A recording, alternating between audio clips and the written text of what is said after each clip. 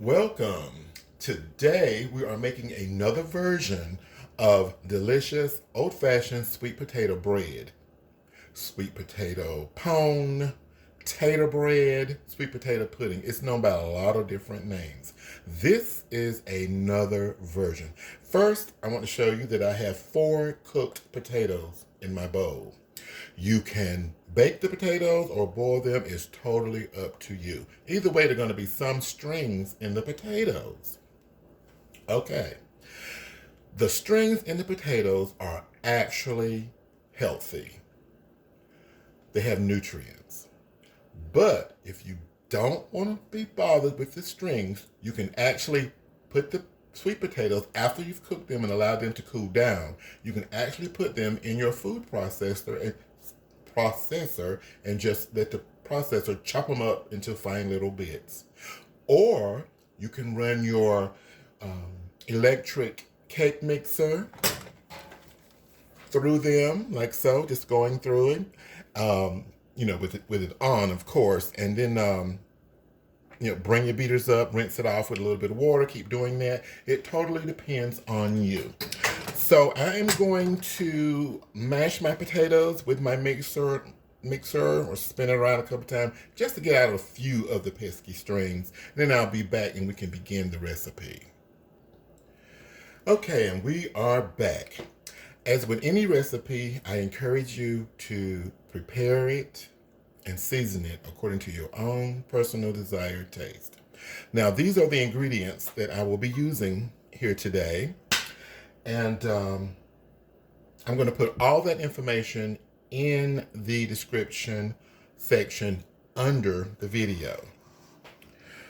My eggs, I have 2 eggs here. They'll be going in last. I'm going to start with my sugar. I'll put the measurements into the description section. Vanilla flavoring and browned butter. You can use regular butter, no problem. And the little specks, sediment, is absolutely important if you're using browned butter. It makes a world of difference in the flavoring of your sweet potato bread or pone or tater bread, depends on what you call it.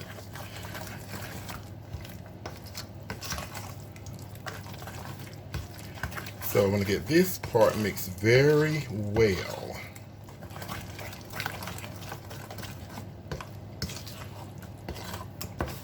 Quite a few ingredients. Oh, it smells so good already. That brown butter makes such a big difference. Honestly, it does. So many different ingredients to go in. I couldn't get them all out here. Let me grab this one. This is 1 cup of shredded coconut.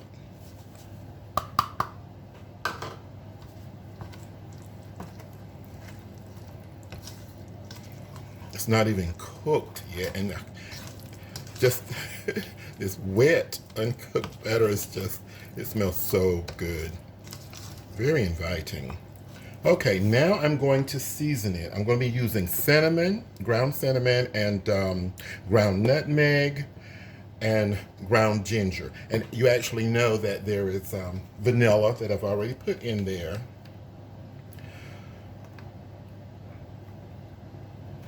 So you will adjust. I'm gonna put these seasonings and everything in the description. You adjust it according to your own personal taste. I'm gonna put the recipe that I'm using in there, then you can adjust it according to exactly how you want it. So just basically use this as a base for you to work on. Because if you don't make it the way you want it, there's no really sense in making it, is there? Now we are mixing. I'm going to bring this together. And I have one more ingredient that I want to put in here. Well, one more fruit that I want to put in here. We do have some milk here to the side. I'll be using some of that. And the eggs will go in the very last thing. You know, I don't want any raw egg in here because I have to sample it. I don't want the raw egg in here before I do that. So, we have all that together.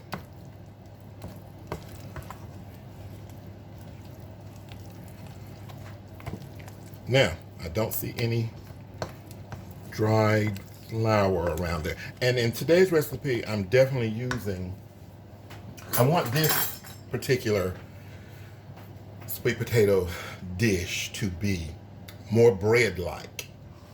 So I'm using self-rising flour. That is a difference in today's recipe. Oh my God. Oh, that is so good. Just so good. I think I am quite satisfied just as it is. I still do have to put some milk in there. Not quite yet.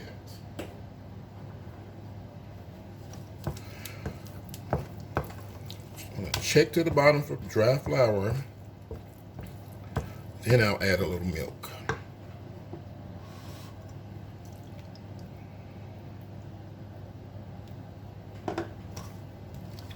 And I'm going to use evaporated milk. OMG. That's going to give it a more homier, earthier, nuttier flavor. Just wholesome. So I'm going to get this mixed in. So, finish up the milk. And now, since I know it's seasoned well, I'm going to add in the last things here, except for my one final treat. But I have to do a little step with that one. So, I'll leave it for last. So now that we have this mixed well, I'm going to move it out of the way for 1 second or two. I have 1 cup of raisins here. Make sure you get a good view of this. I have 1 tablespoon of flour.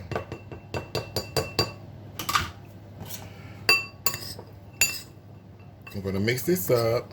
Try to coat the raisins with the flour.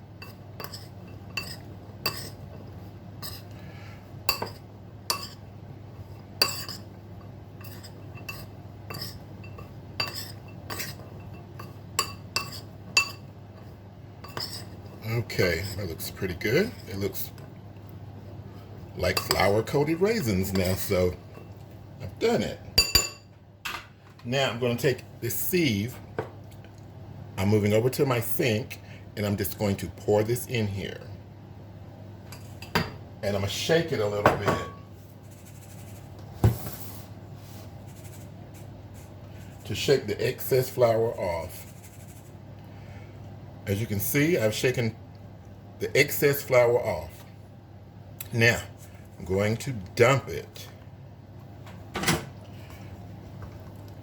and mix it in lightly. The dry flour on the raisins is going to catch them and hold them in place so that while it's baking, they all won't fall to the bottom of the baking pan. There we go. At this point, you definitely don't want to do too much stirring because you'll wet that flour. You want to go ahead and get it in our baking pan, which is coming up next. I have a 12 by 17 pan here that I'm going to spray with some butter flavored non-stick cooking spray. You can also just grease it regularly and tap a little flour on it and dust it a little bit, you know, tap the pan to keep the excess flour or get the excess flour out. We're going to bake this in a preheated 350 degree oven for about 40 to 45 minutes. That is enough spray. Now, let's get our batter in there.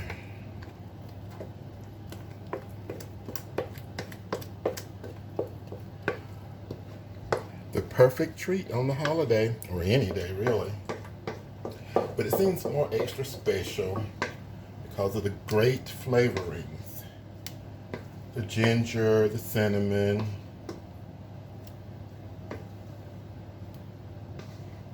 the nutmeg.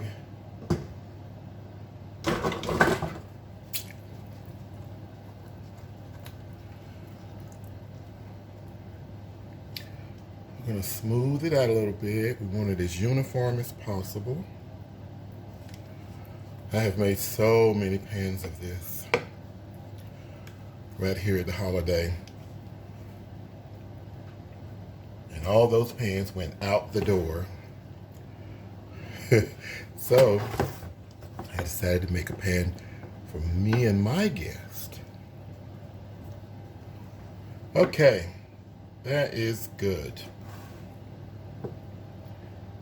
See a little valley down there that I want to cover or fill in. Okay, over there. Okay, into the oven, 350 degrees, baking 40 to about 45 minutes. The only thing raw in here is egg, so it doesn't have to be overcooked, but we definitely want to bake it to bring it together. Alrighty, the sweet potato bread has baked and it's cooled down some. Let's cut into this thing. As you can see, the raisins are still up top. There, see the raisins? The little flour trick helps so much. Keeps them from being all the way to the bottom of the pan after they cook.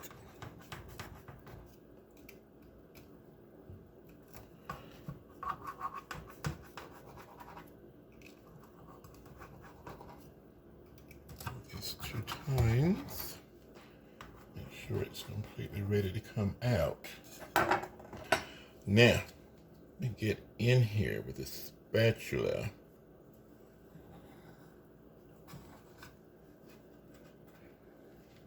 Okay.